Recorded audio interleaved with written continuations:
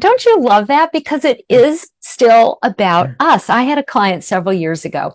She came in to see me. She had cancer. I can't remember if it was uterine and it metastasized, like I think to stage 3. And the doctor was like, well, we don't really think treatment's going to help you, but we could do this and that. And she sat across from me in this very room. This is in my basement. Now it's a studio. And she sat across from me and I hardly talked the whole time. I'm used to people coming to have me speak or the guide speak through me.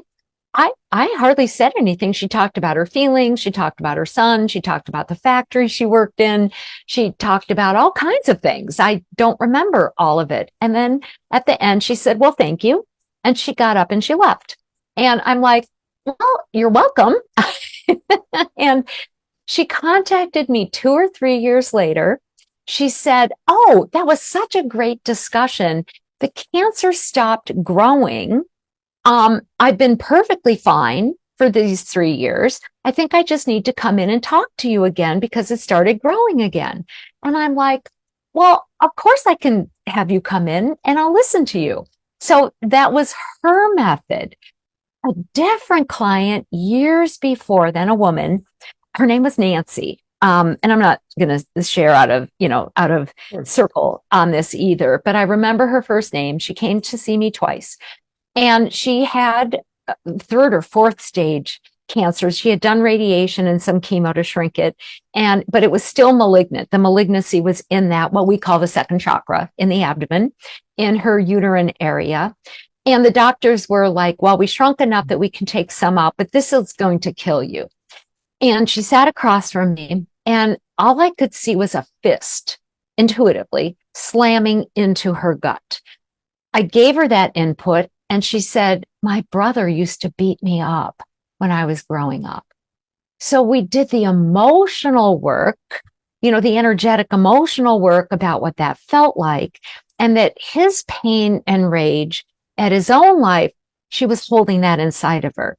So she felt her feelings. She released his energies. And she came back to see me again a few months later. She said, well, the doctors still did the surgery, but when they went in, they could take out the entire mass because it wasn't malignant anymore. So the energy charges causing the malignancy had literally just been stripped away.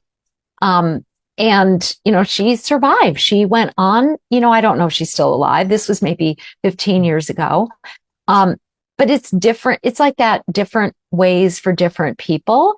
So there needs to be that sense of self-reflection and self-responsibility, but also just understanding the beauty and the mystery of working with energy is like you get to that place that's so-called causal. Heisenberg's uncertainty principle said there's nothing causal, but whatever.